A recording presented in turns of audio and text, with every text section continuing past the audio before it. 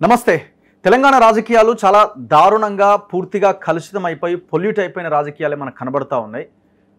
మొత్తం డబ్బు లేనిదే రాజకీయాల్లోకి వచ్చే అవకాశాలు కనిపించట్లేదు ఎక్కడా కూడా.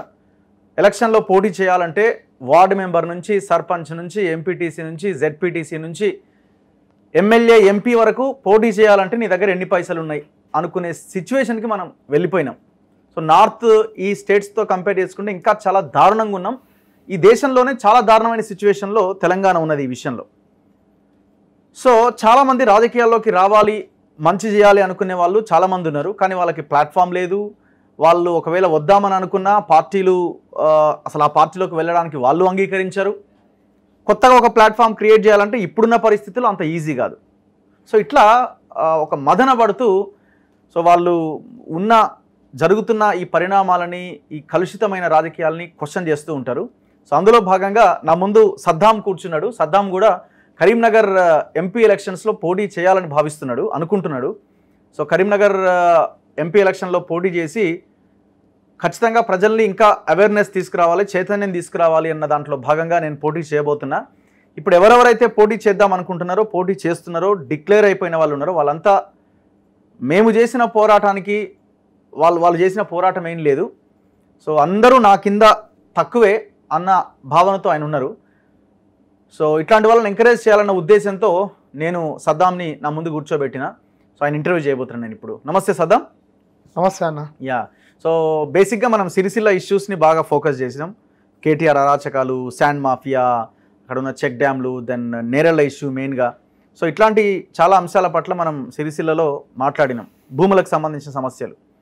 సో ఇప్పుడు మీరు ఎందుకు రాజకీయాల్లోకి రావాలి, పోటీ చేయాలని మీరు అనుకుంటున్నారు? అన్న, నా పేరు మొహమ్మద్ సద్దాం అన్న, మా సిరిసిల్ల. మీకు తెలుసు అన్న. రెండోది, నేను అక్కడ 2017 నా డిగ్రీ అయిపోయింది అన్న. 2017 నుంచి మేము కొట్లాడుతున్నాం. 2017లో ఫస్ట్ టైం మేము పోరాటం చేసిన ఇష్యూ ఏదైనా ఉందంటే నేరెళ్ళ ఇష్యూ. నేరెళ్ళ వాళ్ళని పట్టుకపోవడం, దాని మీద క్వశ్చన్ చేసామన్న. అప్పటికి పోలీసులు మా మీద బాగా మనసులో పెట్టుకున్నారు. అంతకుముందు జిల్లా ఉద్యమం జరిగింది. జిల్లా ఉద్యమంలో నా మీద కేసులు పెట్టారు. మేము ఏం అడిగినామంటే, తెలంగాణ రాష్ట్రం మొత్తం జిల్లాలు ఇస్తున్నావు కదా, మాకు కూడా జిల్లా కావాలని అడిగినామన్న. జిల్లా ఇయ్యలేడు. ఇయ్యకపోయే వరకు మహేష్ గౌడ్ అన్న, రమాకాంత్ అన్న వాళ్ళ నాయకత్వంలో ఒక పెద్ద మొత్తంలో జిల్లా ఉద్యమం నడిపినాం. నాగంపేటలో విపరీతమైన లాఠీ చార్జ్ అయింది. ఫస్ట్ టైం నన్ను విపరీతంగా కొట్టి వరలే పడేసారు. అక్కడ వారైతే అక్కడ ఉన్న పక్క విలేజ్ వాళ్ళు తీసుకుపోయి అశ్విని హాస్పిటల్ అని నన్ను ఏబీపీ రంజిత్ అని ఒక మిత్రుడిని జాయిన్ చేసిరు అన్న. అక్కడ మా పోరాటం స్టార్ట్ అయింది. రెండోది, ఎంత ఏజ్ అప్పటికి నీది? నాది 19 అన్న. అప్పుడు 19 సంవత్సరాలు. నా డిగ్రీ సెకండ్ ఇయర్, 19 సంవత్సరాలు అన్న. ఇప్పుడు ఎంత? ఇప్పుడు 26. ఓకే. అయితే అప్పటి నుంచి పబ్లిక్ లోనే ఉన్నామన్నా. మేము హైయర్ ఎడ్యుకేషన్ విడిచిపెట్టుకున్నాం. అంటే రాజకీయాలు చేయాలి, రాజకీయాలు చేయడం వల్లనే నలుగురికి ఉపయోగపడతాం అని చెప్పి మేము ఎక్కడ అంటే బతుకుదొరు లేకనో లేకపోతే శాత కాకనో మేము రాజకీయాల్లోకి వచ్చిన వాళ్ళం కాదు. ఖచ్చితంగా మా డిగ్రీ తర్వాత హైయర్ ఎడ్యుకేషన్ ఆపుకొని రాజకీయాల్లోకి వచ్చినాం. ఓకే. అంటే అంత కష్టపడ్డామన్నా. ఇవాళ జిల్లా ఉద్యమం అయిపోయిందన్న. దాని తర్వాత నేరెళ్ళ ఇష్యూ, దాని తర్వాత బుడగం జంగం వెంకటేష్ నన్ను ఒకటే నాడు అరెస్ట్ చేసిరు. కేటీఆర్ సిరిసిల్లకు వచ్చిండు అన్న, వచ్చి నారాయణపూర్కి వచ్చిండు. అత్తే మేము డిగ్రీ కాలేజ్ కావాలని ఆపినాం. ఆపితే ఎస్ఐ నరేష్ అని నన్ను గల్లబడితే నేను గల్లబట్టిన. బాగా ఘర్షణ జరిగింది మా ఇద్దరి మధ్యలో. అదంతా చూసి కేటీఆర్ నీకు ఏం కావాలో బాబు అంటే, మాకు డిగ్రీ కాలేజ్ కావాలంటే నువ్వు చెప్తేనే పెడతాను డిగ్రీ కాలేజ్ అని అన్నాడు. అని మరి నేను చెప్తే పెట్టావు, మరి నీకు తెలియదు అని అన్న. డైరెక్ట్ అన్న అనే వరకు ఆయన రేసే అక్కడి నుంచి నువ్వు కేసిరు. ఇక దాని తర్వాత ఆ రోజున నన్ను పోలీసులు పట్టుకపోయారు. అదే రోజున బుడగం జంగం వెంకటేష్ ని బొప్పపూర్లా కస్టడీకి తీసుకున్నారు. బుడగం జంగం వెంకటేష్ ని కొట్టి చంపేసారు పోలీసులు. అదే నేరెళ్ళ వాళ్ళతో కొట్టి చంపేసారు. ఎల్లారెడ్డిపేట పోలీసు వాళ్ళు కస్టడీకి తీసుకొని సిసిఎస్లోకి ఇస్తే సిసిఎస్ చంపేసారు. వెనకకెళ్ళి సీసాలు పెట్టి కొడితే మొత్తం ఆయన లివర్ పలిగి జైల్లో చనిపోయాడు. ఇది జరిగిందా అన్న. ఇది జరిగిన తర్వాత అక్కడి నుంచి మేము పబ్లిక్ లో ఉన్నాం. కేటీఆర్ సిరిసిల్లకు రావాలంటే నన్ను అరెస్ట్ చేయండి రాలేడన్న. నన్ను ఇంకా కొందరు ముస్తాబాల కాంగ్రెస్ మిత్రులు ఉన్నారు, ఇంకొక 2-3 ఉన్నారు. జిల్లాలో మా అందరిని అరెస్ట్ చేయాలి. ఇలా ప్రవీణ్ రావు అని ఉన్నాడు అన్న. ఆయన మా ఫోన్ కూడా ట్యాప్ చేసిండు. ఎట్లా అంటే అన్న, ప్రణీత్ రావు. నేను ఒకనాడు వాకింగ్ పోయినా. నేను పోలీసులకు ఏం చెప్పినా, నేను ఇంట్లో ఉన్నా అని చెప్పిన. లేదన్నా నువ్వు గుట్టకాడు నువ్వు అన్న.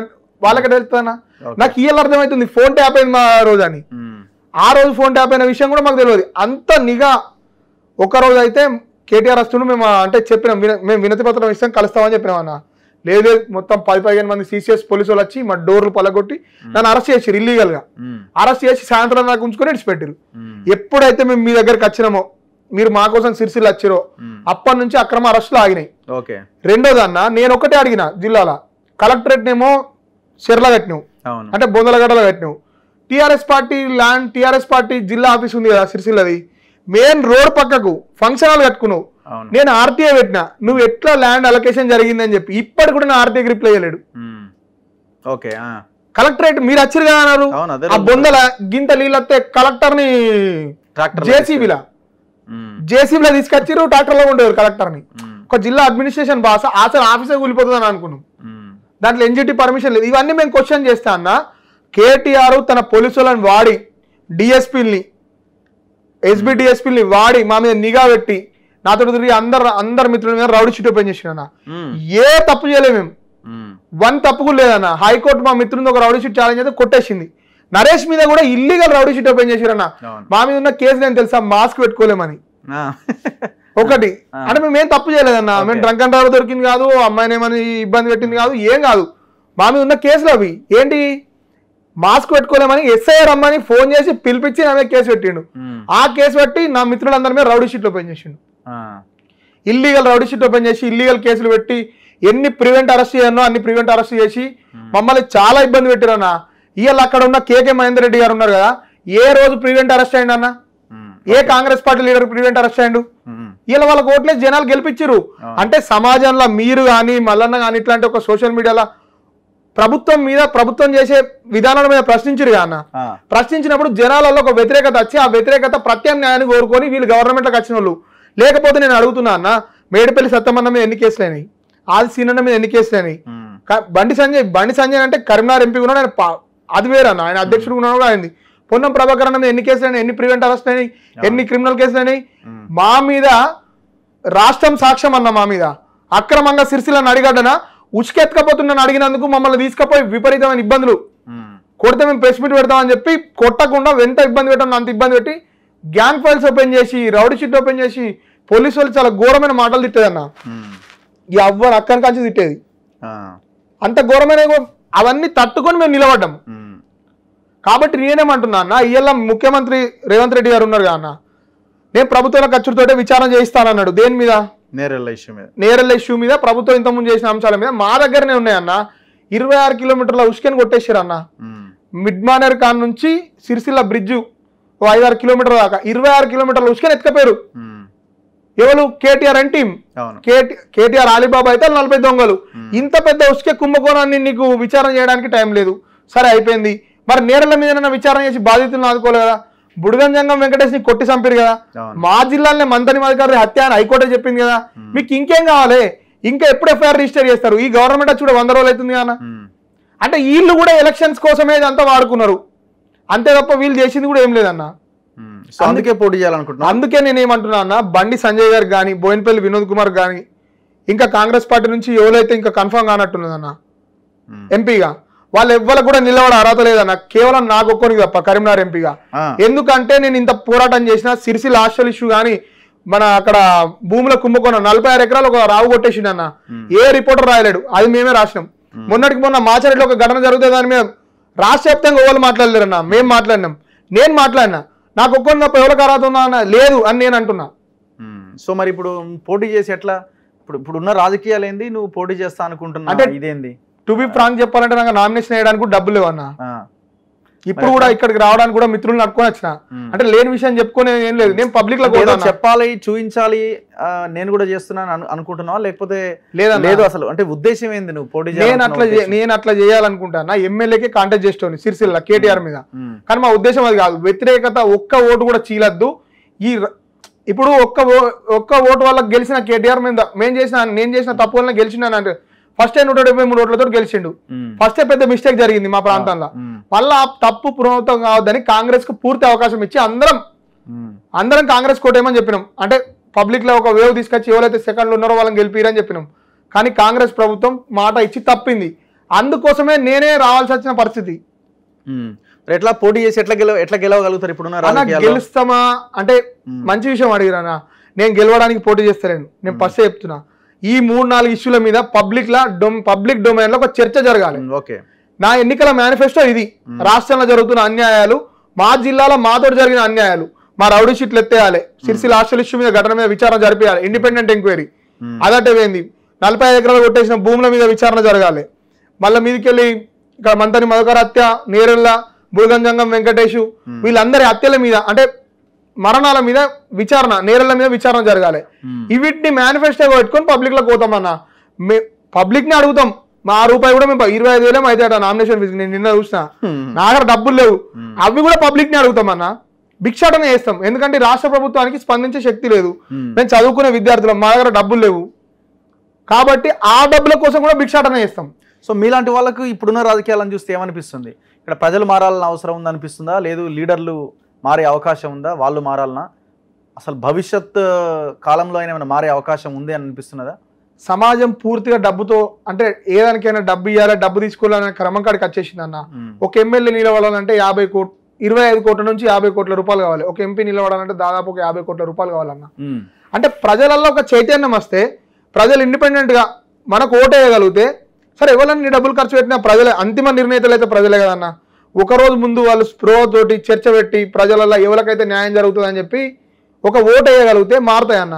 మీరు అన్నది నిజమే, డబ్బులు లేకుండా ఎలక్షన్ ఎట్లా కాంటాక్ట్ చేస్తామని. మరి మా బాధ ఎవరు ఇంటలేరన్న. అపాయింట్మెంట్ల కోసం అడిగి తిరిగి సెక్రటరీ చుట్టూ తిరిగి మా చెప్పులు అరుగుతున్నాయి. బాధితులేమో అన్నాడు మనం కాంగ్రెస్ కు అంటే ప్రభుత్వం మారితే మాకు న్యాయం జరుగుతుంది అన్నావు అన్న అని చెప్పి వాళ్ళు నాకు మెసేజ్ చేస్తారు. పబ్లిక్ లకు పోయినాం కదా అన్న. కేటీఆర్ కి ఒక్కొక్క ఓటు పడద్దని చెప్పి కాల్స్ మాట్లాడడం. కేటీఆర్ ఇంకొక 4 రోజులు అయితే ఎలక్షన్ అవుతుంది అంటే నేను ఏమన్నా కేటీఆర్ కు ఓటు వేయకూడని పెట్టి వాట్సాప్ లో పెట్టి కేటీఆర్ పెట్టినా, నాకు ఎఫ్ఐఆర్ కాపీ స్క్రీన్ షాట్ పెట్టిండు.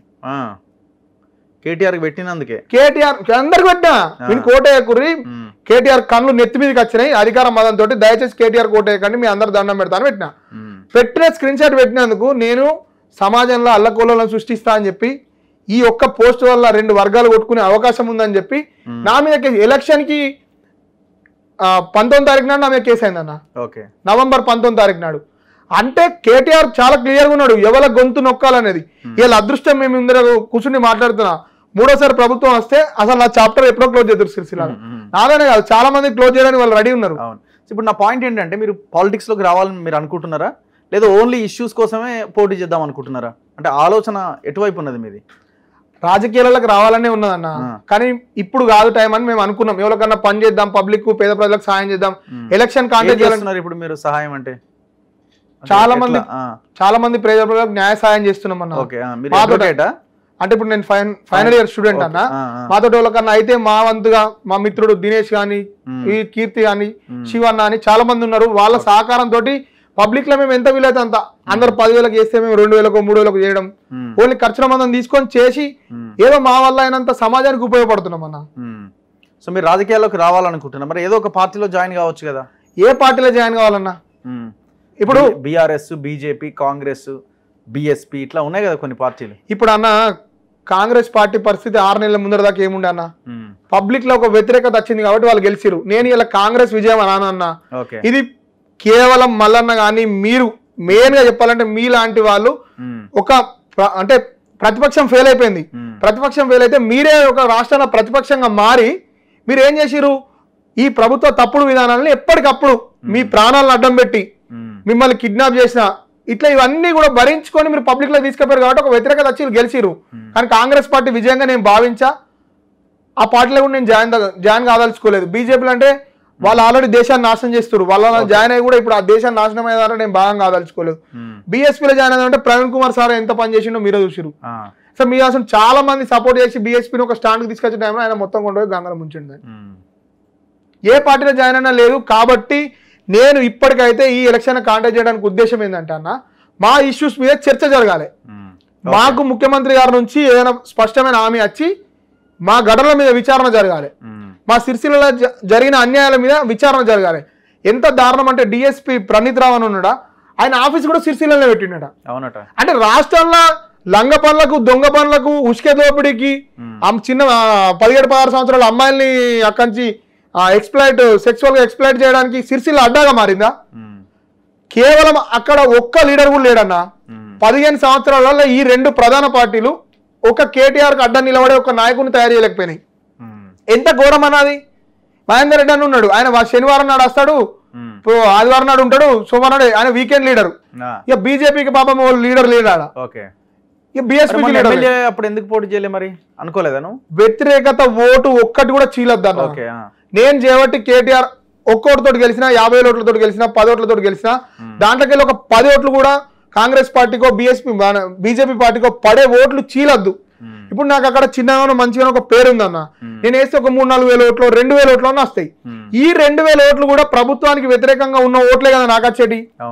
టీఆర్ఎస్ మద్దతుదారు నాకు ఓటేస్తారా? ఇప్పుడు ఇవి వచ్చే 2,000 ఓట్లు, 1000 ఓట్లు, 100 ఓట్లు, ఒక్కోటో ఇవన్నీ కూడా నా ఓటుతో సహా ఎవరికైతే అవసరం ఉందో ఆ టైంకు వాళ్ళకే ఇష్టం. వాళ్ళని ప్రతిపక్షాన్ని నిలబెట్టిందంటే వాళ్ళ గొప్పతనం కాదు, మాకు వాళ్ళ ఈ అధికారంలో ఉన్న వాళ్ళ మీద విరక్తి వచ్చి మేము నిలబెట్టినాం. మీకు గుర్తుందా అన్న, 80 చెక్ డ్యాంల కోసం కొత్త ప్రపోజల్ తెస్తే దాన్ని తీవ్రంగా అడ్డుకున్నా నేను. ఎందుకంటే మానేరు వాగులో ఉన్న ఆఖరి ఇసుక రేణు వరకు, అంటే ఆఖరి ఉసుక రౌతు వరకు ఈ దొంగ కేటీఆర్ గారు కొట్టేయాలని ప్లాన్ వేసిండు. ఆయన గెలిచిండు ఎట్లా? సిరిసిల్లలో లీడర్ లేదన్న అక్కడ, ఈ వీకెండ్ లీడర్షిప్. ఇప్పుడు మన అనాథ్ గాని రేవంత్ రెడ్డి గారు కూడా పెద్ద ఫోకస్ చేయలేడు. ఆయన వచ్చినట్టు ఉంటే ఆడ మహేందర్ అన్న జాలి ఇంకెవరన్నా ఉంటే 100% గెలిచేవాళ్ళు. ఎందుకంటే పబ్లిక్ లో లేరన్నా, మీరు నేననే కాదన్నా, మీరు కూడా చూడండి, అక్కడ ఎవరితో ఒక 10-20 మందితో మాట్లాడి చూడండి, ఏనాడు కూడా ఏ లీడర్ కూడా కేటీఆర్ ని ఓడగొట్టడానికి పనిచేయలేడు. ఓన్లీ ప్రజలలో షోప్ టాప్ కోసం చేయడమే తప్ప ఏనాడు కూడా గ్రౌండ్ లో తిరిగి కేటీఆర్ చేసే అరాచకాలను ఏనాడు కూడా అడ్డుకోలేరు. ఇంకా దరిద్రం ఏంటంటే కేటీఆర్ పట్టించుకోరు నియోజకవర్గాన్ని ఎట్లయినా, వీళ్ళు పట్టించుకోరు. నా పాయింట్ ఏంటంటే తెలంగాణ ఏ సిచ్యువేషన్ లో ఉందని మీకు అనిపిస్తుంది? లాస్ట్ 10 years, ఇప్పుడు మళ్ళీ కొత్త ప్రభుత్వము, ఏ పరిస్థితుల్లోకి మనం వెళ్తున్నామని మీరు అనుకుంటున్నారు? రాష్ట్రం అయితే పతనం దిశగా వెళ్తుంది అన్న. ఎందుకంటే రాజకీయ పరిస్థితులలో రేవంత్ రెడ్డి గారి మీద చాలా హోప్స్ పెట్టుకున్నాం, అదంతా కూడా ఏం లేవు. గౌరవ మాజీ ముఖ్యమంత్రి కేసీఆర్ గారిని కూడా అట్లనే ఆశలు పెట్టుకొని గెలిపించినాం. ఇవాళ మీరే చూడండి అన్న, మల్లన్న సాగర్ కుండబద్దలు కొట్టింది, మల్లన్న సాగర్ కొలాప్స్ అని 50 TMCల వాటర్ స్టోరేజ్ చేస్తామని అన్నారు. అవన్నీ పైసలు కూడా అవి ఆ పైసలు పోసి డ్యాములు కట్టడు కాదు, అవిటిని గంగలో పోసినట్టు అయింది పైసల్ని. అయిపోయిందా? అక్కడ బ్యారేజీలు మునిగిపోయినాయా? మిడ్ మానేరు కట్ట పర్రెచ్చింది, నీళ్లు నింపడానికి నీళ్ళు ఇచ్చేదానికి ముఖ్యమంత్రి అతనంటే రాలేడు. బోర్లు వేసి సీఫేజ్ వచ్చిందని చెప్పి ఆ కట్ట కూడా ఎప్పుడో ఊలేటట్టు ఉన్నది. అన్నారమే ఉన్నది, ఏది కూడా మంచిగా లేదన్నా. అన్ని డబ్బులు కూడా 10 ఏళ్లలో ఇరిగేషన్ ప్రాజెక్టుల మీద పెట్టిరు. వీళ్ళు ఇరిగేషన్ ప్రాజెక్టులు ఫెయిల్ అయిపోయినాయి. మరి డబ్బు ఎక్కడి నుంచి వస్తుందన్న? ఈ కరెంటు మీటర్లు కానీ అవి కానీ ఇవి కానీ, ₹1 అయితే రాష్ట్ర పెట్టుబడి కదా మనం పెట్టింది. ఇవాళ ₹1 కూడా రిటర్న్ వచ్చే పరిస్థితి లేదు. ₹1,00,000 పెట్టి వ్యవసాయం చేసే పరిస్థితి ఉంది ఒక ఎకరానికి. ఆ ఎకరంలో సంపాదించేది ఎంత? 14,000 నుంచి 20,000 సంపాదిస్తే ఎక్కువ అన్నట్టున్నది. ఈ పరిస్థితులలో రాష్ట్రం మీద అడ్డగోలు భారం వేసి తలతిక్క పథకాలు జనాలలో ఎట్లైనా గెలవాలి, ఎంతకన్నా నీచ అనుకోవాలి. ఇప్పుడు ఏడికి వచ్చిందంటే అనద్దన్న, ఇక పెళ్లి చేసుకుంటే చాలు, పిల్లని కూడా మేము లెంకొస్తాం అనే కాడికి వచ్చారు ఈ రాష్ట్రంలో అంతా. ఇప్పుడు కళ్యాణ లక్ష్మి అన్నారు, దాని తర్వాత తులం బంగారం అంటారు. పైసలు ఏడికెళ్ళొస్తాయి? ఇప్పుడు ఒక ఇంట్లో 4 పిల్లలు ఉన్నారు అన్న, అంటే 2 పిల్లలు 2 భార్య భర్తున్నారు. ఆల్రెడీ సంపాదన లేదు, ప్రతి రూపాయి ఖర్చే. దేశం పరిస్థితి అంతే ఉంది, రాష్ట్రం పరిస్థితి అంతే ఉన్నది. ఎగుమతి చేసి డబ్బు సంపాదించిన పైసలతోటి మనం అంటే జల్సాలు చేయడం, అంటే ఒక ఫ్యామిలీ తన అవసరాలు తీర్చుకోవడం ఓకే. కానీ ఇలా సంపాదన లేదు, దేశం పరిస్థితి కానీ రాష్ట్రం పరిస్థితి కానీ. రాష్ట్రం మునుగుతుంది. ప్రతి సంవత్సరం, ప్రతి నెల, ప్రతి రోజు ఈ రాష్ట్ర ప్రభుత్వం అప్పుతోటే నడుస్తుంది. దీని నుంచి బయటపడేది ఎట్లా అనిపిస్తుంది? ప్రజలలో చైతన్యం రావాలన్నా, నాలాంటి మీలాంటి యువకులంతా కూడా ఈ ఎన్నికలలో పోటీ చేయాలి. సరే ఈసారి ఆదరించకపోవచ్చు, ఇంకోసారి కూడా ఆదరించకపోవచ్చు. నా ఏజ్ అయితే పెద్ద లేదు అన్న. 50 సంవత్సరాలు వచ్చే వరకు నేను 7 ఎలక్షన్ కాంటెస్ట్ చేయగలుగుతా, 5 నుంచి 7 ఎలక్షన్ కాంటెస్ట్ చేయగలుగుతా. ప్రజల చైతన్యం కోసం పనిచేద్దాం. ఒక న్యాయవాద వృత్తిలో పోవాలనుకుంటున్నా అన్న. నేను అంటే నాకు బతకడానికి డబ్బులుంటే సరిపోయాను, నాకు విలాసాలు జల్సాలు చేయాలంటే ఒక పెద్ద షోప్ టాప్ జిందగీ బతకాలని లేదు. అట్లా బతకాలనుకుంటే 2017 తర్వాత మా దోస్తులందరూ ఉద్యోగానికి అయినప్పుడు నేను కూడా ఇవన్నీ పెట్టుకొని ఉద్యోగాలకు పెట్టాను కదా. కానీ మేము ప్రజలకు వచ్చినాం. మా దగ్గర కేటీఆర్ ఏం చేసిండు, దళితులకు ఇచ్చిన భూమి ఆక్రమించి డబుల్ బెడ్రూమ్ కడతా అంటే మేము అన్నాం 3 ఎకరాల భూమి ఇస్తా అని చెప్పి మా గొల్లపల్లి దళితుల భూమి గుంజుకుంటున్నావు, నీకు ఏమైనా న్యాయం అవుతుందా అని అడిగినాం. ఆనాడు కేటీఆర్కు మాకు డైరెక్ట్ అయిపోయిందన్న, నువ్వు నన్ను అడుగుతావా? అందరి మధ్యలో అన్నాడు, వీడెవడు నన్ను అడిగేదానికి అని. ఈయన పర్సనల్గా తీసుకున్నాడు. దాని తర్వాత ఇక పోలీసు వాళ్ళు ఎంత అరాచకం చేయనో ఏం జరుగున్నా జరిగింది మాతోటి. సో ఎట్లా అంటే ఈ పాలిటిక్స్ని మార్చే అవకాశం ఏమైనా కనిపిస్తుందా కనుచూపు మేరలో? అంటే దరిదాపుల్లో అంటే ఒక ఆల్టర్నేటివ్ ఏమైనా పార్టీ రావాల్సిన అవసరం ఏమైనా కనబడుతున్నదా? లేదు ఇప్పుడున్న పార్టీలతోనే అది సాధ్యమయ్యే అవకాశం ఉంది. అల్టిమేట్గా పార్టీలే కదా, మళ్ళీ పార్టీలో నుంచి ఒక నాయకుని ఎన్నుకోవడం, ఆయనే ముఖ్యమంత్రి కావడం, పరిపాలించడం, ఇదంతా మనకి ఈ డెమోక్రటిక్ కంట్రీలో అదే కదా సిస్టమ్ అన్నది. అది నిజమే కానన్నా ఉచిత పథకాలకు ఆశపడి ప్రజలు ఓటేస్తే రాష్ట్రం ఇంకా అప్పుల పాలైపోతుంది. ఒక లీడర్ అనేటోడు లేడు. అంటే నేను అనద్దన్నా, గౌరవ ముఖ్యమంత్రి రేవంత్ రెడ్డి గారు భాష ఏం భాష అన్నది, పండగట్టి తొక్కుతా, పేగులు జింపుతా, మెడలు వేసుకుంటా, ఒక ముఖ్యమంత్రి హోదాలో ఉండి మాట్లాడే భాషనైనా అంత ముందుకున్న కేసీఆర్ ఇంకా అంతకంటే డేంజర్ అన్నట్టు. అంటే రాష్ట్రాన్ని ఎవరు నడుపుతురు? రాష్ట్రాన్ని పూర్తిగా భావోద్వేగాలతో రెచ్చగొట్టి నడుపుతురు, అంతే తప్ప పని ఎక్కడ జరుగుతలేదు. ఇవాళన్నా గ్రౌండ్ లెవెల్లో స్కూళ్ళలో డ్రగ్స్ అమ్ముతురు. జగిత్యాల కేసులా మా దగ్గర సిరిసిల్ల అమ్మాయిలు తీసుకపోతున్నాయి కదా, స్టింగ్ ఆపరేషన్ చేసి బయట పెట్టింది మేము. ఒక అమ్మాయిని 14 సంవత్సరాల అమ్మాయిని సిరిసిల్ల రెడ్ లైట్ ఏరియాలో ఒక ఆయన వేయండి ఆమె దగ్గరికి, డబ్బులు ఇచ్చి ఆమె దగ్గరకు పోతే ఆమె ఫోన్ తీసుకొని ఒక రిపోర్టర్కి ఫోన్ చేస్తే తను నాకు చెప్పిండు. నాకు చెప్తే నేను వెంటనే పోయినా. నేను వెంట పోయి రిస్క్ అంటే అదంతా చెప్పి పోలీసులకు ఇన్ఫార్మ్ చేస్తే అరెస్ట్ చేసిరన్న. అంటే ఎస్పీ ఆఫీస్కి ఒక 100 మీటర్ల దూరంలోనే రెడ్ లైట్ ఏరియా నడుతుంది సిరిసిల్ల. దాని గురించి ఎవరు మాట్లాడరు. తంగలపల్లి రెడ్ లైట్ ఏరియా ఉందని ప్రపంచం మొత్తం తెలుసు, దాని గురించి ఎవరు మాట్లాడరు. అలా ఆలోచన ఎట్లా ఉన్నది? పబ్లిక్లో ఉన్న లీడర్ల ఆలోచన ఎట్లా ఉన్నది? వాళ్ళు పబ్లిక్ ఏమన్నా అయిపోయి మాకేం కావాలి, మాకు ఓట్లు కావడానికి గౌరవ ముఖ్యమంత్రి హోదాలో ఉన్న వాళ్ళందరూ కూడా ఉచిత పథకాలు, వీళ్ళు నేను బస్సు ఫ్రీ అంటే రేపు ఆటో కూడా ఫ్రీ అంటున్నారు. అంటే జనాలల్లో ఒక చైతన్యం రావాలన్నా మీలాంటి వాళ్ళ ద్వారానే సాధ్యమవుతుందని మేము నమ్ముతున్నాం. అంటే మేము కూడా ప్రయత్నం చేస్తున్నాం అన్న. ఎంత అయినా కానీ ఒక మంచి కన్సర్న్ ఉన్న వ్యక్తులు ఉంటే మనకు కూడా పబ్లిక్లకు తీసుకెళ్ళడానికి ఒక అవకాశం ఉంటుంది. సో ఇప్పుడు మీరు ఈ ఏజ్లో పోటీ చేయాలి అనుకుంటున్నారు, మరి ఎట్లా నడవాలా? మరి మీ డే టు డే లైఫ్ ఎట్లా నడవాలి? ఇప్పుడు ఈ రాజకీయాలు ఎట్లా కంటిన్యూ చేయాలా? ఎట్లా బ్యాలెన్స్ చేసుకుంటూ వెళ్తారు ఒక యువకుడిగా?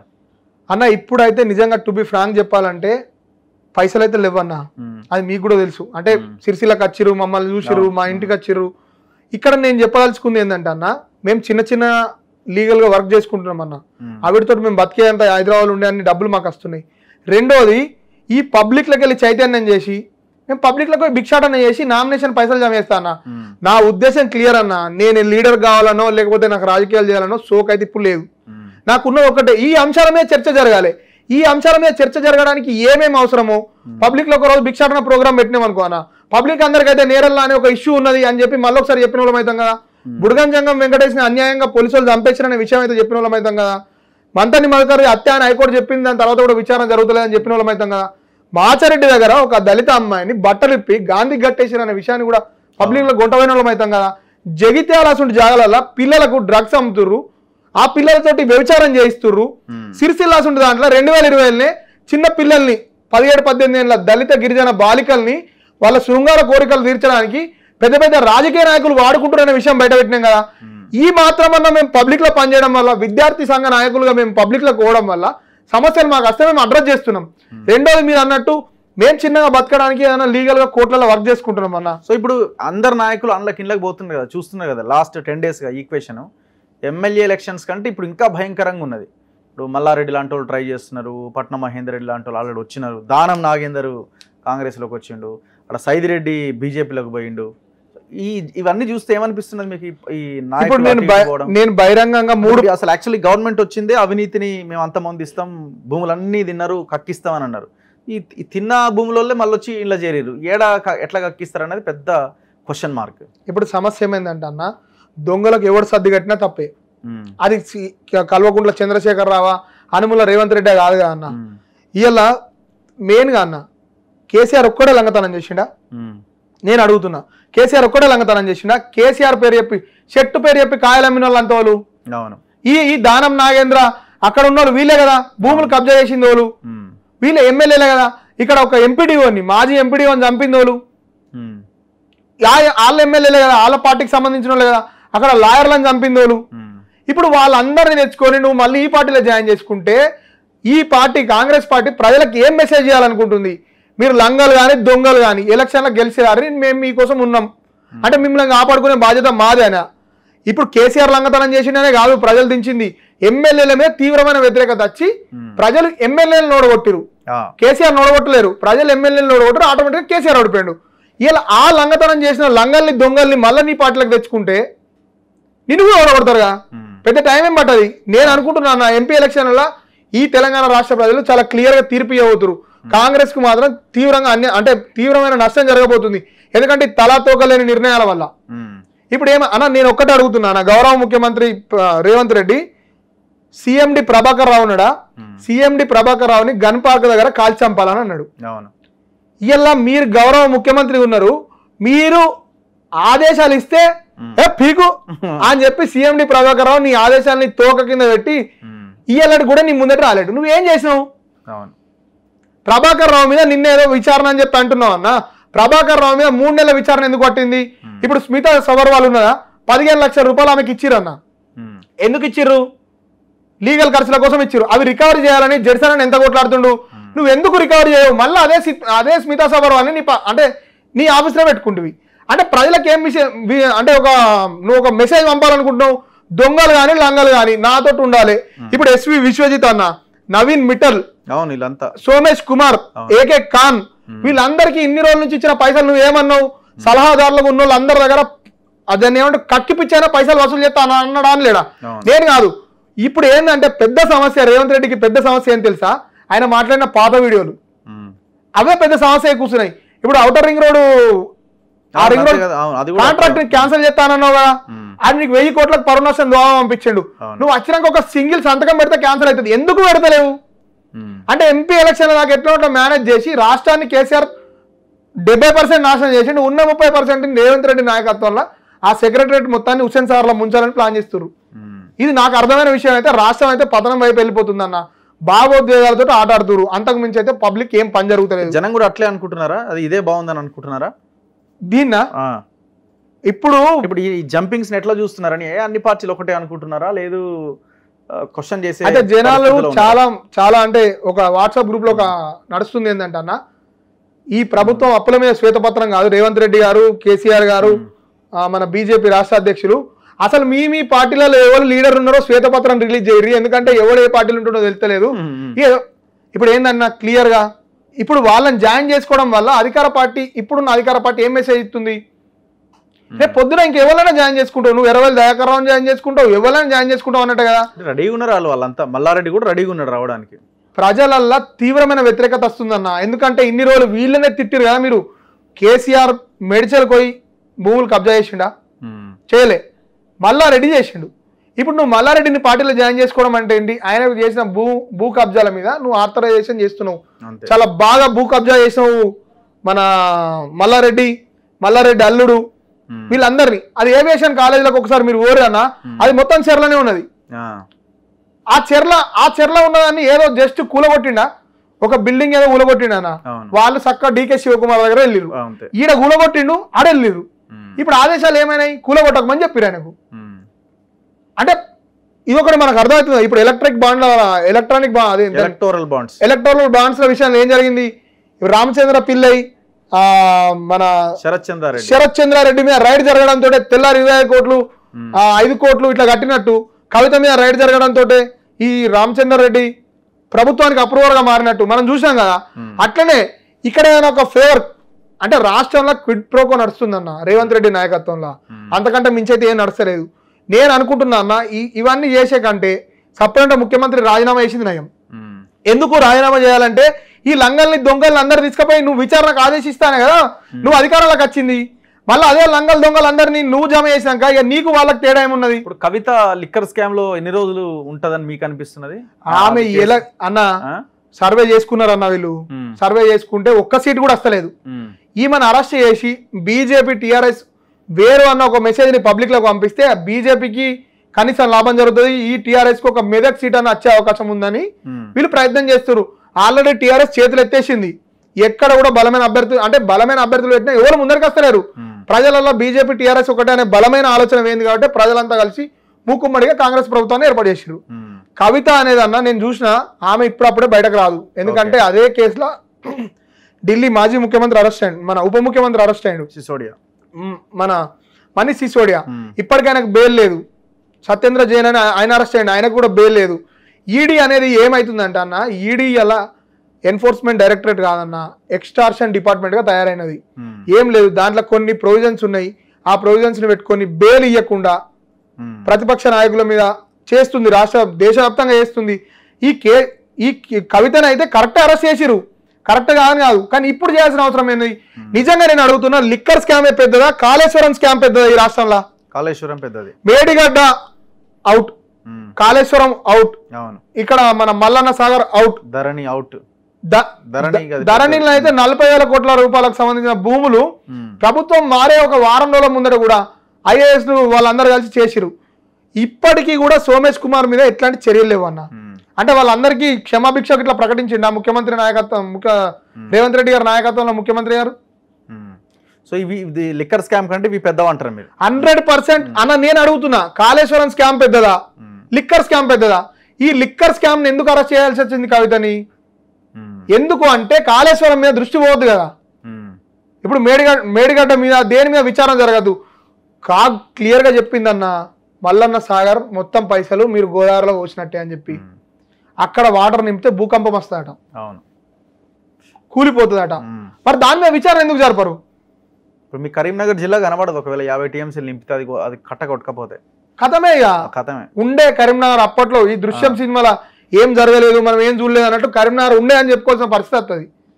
అది వాళ్ళ స్వప్రయోజనం కోసం, అది శాస్త్రీయబద్ధంగా లేకున్నా అది ఓల్గట్టిరన్న. అక్కడ కలెక్టర్గా పనిచేసి టీఆర్ఎస్ జాయిన్ అయిన వెంకట్రామిరెడ్డి నాయకత్వంలో భూములు ల్యాండ్ అక్విజిషన్ చేసి ప్రజల భూములు అన్యాయంగా గుంజుకొని, అవసరం లేదు వాళ్ళకి డిపిఆర్ ఇవ్వకుండా కేంద్ర ప్రభుత్వం అప్పుడు అనుమతులు ఇచ్చింది. ఎందుకంటే మెగా కృష్ణారెడ్డి ఉన్నాడా, ఆయన నాయకత్వంలో ఈ బాండ్స్ల రూపంలో దాదాపు బీజేపీకి అందిన హైయెస్ట్ చందా ఈయన బాండ్స్లోనే అందింది. మీకు ఇంకొక విషయం గుర్తుందా అన్న? అప్పుడు ఒక ఇన్వెస్టిగేషన్ స్టోరీ రాసిరు రజత్ కుమార్ మీద. 2018 ఎలక్షన్లలో 20 లక్షల ఓట్లని కింద మీద చేసినందుకు మెగా కృష్ణారెడ్డి నాయకత్వంలో రజత్ కుమార్కి అందిన బహుమతి ఏంది? Principal secretary irrigation. ఆయనకు అందిన బహుమతి ఏంది? వాళ్ళ బిడ్డ పెళ్లికి సిటీలో ఉన్న టాప్ హోటల్స్ అన్ని బుక్ చేసిండు. ఒక్క ప్లేటు 18,000 రూపాయలు అన్నం ఇచ్చి ఆయన సహకరించాడు ప్రభుత్వానికి. ఆయన సహకరించడం వల్ల మెగా కృష్ణారెడ్డి ఇప్పుడు జూపల్లి ఆయన ఉన్నాడు రామేశ్వరరావు, మై హోమ్ రామేశ్వరరావు మొత్తం కూడా హైటెక్ సిటీలో ఉన్నాయా భూములు అన్ని చెర్లలో అవి కట్టిండు. అవిట్ల మీద విచారణ జరగది. సో అందుకే ఇప్పుడు నువ్వు రాజకీయాల్లోకి రావాలని ఇవన్నీ విషయాల్ని పబ్లిక్ లోకి తీసుకుపోవాలన్నా. మా వల్ల ప్రయత్నం అయితే చేస్తాము, లేదంటే మీ అసంటి వాళ్ళందరినీ కూడా మద్దతు అడుగుతామన్నా. కానీ ఏదన్నా ఒక రోజు మేము గెలుస్తామని మేము చెప్తలేము, కానీ వాళ్ళ అన్యాయాన్ని మేమైతే ఒప్పుకోమన్నా. అంటే ఇప్పుడు ఇంతకుముందు కరీంనగర్ దూరలు మా మీద ఎంత అన్యాయం చేసిరో, ఇప్పుడు మరి ఈ రెడ్డిల నాయకత్వంలో ఉన్న ప్రభుత్వం కూడా అదే దాడులు చేస్తుందా మా మీద అనే విషయాన్ని చూసుకోవడానికి ఈ 3 విచారణల మీద విచారణ ఆదేశిస్తే నేను పోటీలోకి వెళ్ళి తప్పుకుంటా. నాకు పోటీ చేయాలని సోకు కూడా ఏం లేదు. క్లియర్గా నేను ఏం చెప్తున్నా అంటే, ఈ 3 విషయాల మీద విచారణ జరగాలి. అక్కడ సిరిసిల్లలో జరిగిన నా మీద కానీ నా మిత్రుల మీద కానీ అన్యాయంగా నరేష్ మీద, గౌర్ సినన్న మీద, సుడిది రాజేందర్ మీద, రవి మీద కేవలం మేము ప్రశ్నిస్తున్నామని మా అందరి మీద పెట్టిన అక్రమ కేసుల్ని, బీజేపీ కార్యకర్తల మీద కూడా అన్యాయంగా పెట్టిన కేసుల్ని వెంటనే ఎత్తేయాలన్న రాష్ట్ర ప్రభుత్వం. ఎత్తేయడానికి రాష్ట్ర ప్రభుత్వానికి ఏమైనా సోయి ఉంటే మేము పోటీలకు వెళ్ళి తప్పుకోవడానికి సిద్ధంగా ఉన్నాం. మీరు పోటీ చేస్తున్నారు, ఓకే. ఇప్పుడు ఎవరు ఎడ్జ్ ఉంది అక్కడ కరీంనగర్లో? మనం మామూలుగా మాట్లాడుకుంటే కరీంనగర్ లో ఇప్పుడు కొంచెం అయితే బండి సంజయ్ కి వినోద్ కి మధ్యలో పోటీ ఉందన్న. ఓకే. కాంగ్రెస్ థర్డ్ లో ఉంటుంది అంటే క్యాండిడేట్ లేడు. ఓకే. క్యాండిడేట్ వాళ్ళన్నా మంచి క్యాండిడేట్ నిలబడితే ఇప్పుడు అక్కడ ఉన్న ప్రభాకర్ అన్న మొత్తం అక్కడ విడిచిపెట్టి అటువాయి. అవును. ఇప్పుడు అక్కడ ఎవరికి పట్టున్నది? ఇంత ముందుకు ఉన్న వాళ్ళంతా టీఆర్ఎస్ జాయిన్ అయ్యారు. ఇప్పుడు అక్కడ ఎవరు కాంగ్రెస్ కు పెద్ద క్యాండిడేట్ లేరు. ఆలేరు ప్రవీణ్ రెడ్డి గారికి ఇస్తే కొంచెం అవకాశం ఉన్నది. ఓకే. కానీ ఇప్పటికీ చాలా లేట్. యాంగిల్ ఫైట్ ఉంటుందా? 1-to-1 ఉంటుందా? ఇప్పుడు 1-to-1 ఉండేటట్టున్నది అన్న. బీజేపీకి మరియు టీఆర్ఎస్ కి ఉండేటట్టున్నది. ఎందుకంటే కాంగ్రెస్ పార్టీ క్యాండిడేట్ ఇంకా రావడం లేట్ అయితే ఆయన ఎప్పుడు వస్తాడు, ఎప్పుడు పబ్లిక్ లోకి పోతాడు? నాకైతే అనిపిస్తుంది కాంగ్రెస్ పార్టీ అక్కడ చేతులు ఎత్తేసింది కరీంనగర్ విషయంలో ఎంపీకి. Okay. Anyway thank you very much Saddam. చూద్దాం. సో మీరు ముందుకు వెళ్ళండి, రాజకీయాల్లోకి రండి. యువత రాజకీయాల్లోకి రావాలని మనం పొద్దున్నేసి చెప్తా ఉన్నాం. సో మీరు కూడా మాట్లాడండి, మీడియాలో ఎక్కువ మాట్లాడితే ఎక్కువ జనాల్లోకి మీ వాయిస్ వెళ్తుంది. సో ఆ ప్రయత్నం మేము మీకు అవకాశం కల్పిస్తాం. ఖచ్చితంగా. థ్యాంక్ యూ అన్న. మీలాంటి గొంతులు ఉండడం వల్లనే మేము ఇక్కడ దాకా వచ్చి మాట్లాడగలుగుతున్నాం. చాలా ధన్యవాదాలు అన్న. నా తరపున కాదు, మా సిరిసిల్ల ప్రజల తరపున, గొంతు లేని గొంతుకల తరపున మీరు నిలబడ్డందుకు ధన్యవాదాలు అన్న. Thank you very much Saddam. So ఇది సద్దాంతో ఇంటర్వ్యూ. చూస్తూనే ఉండండి మన తొలి వెలుగు.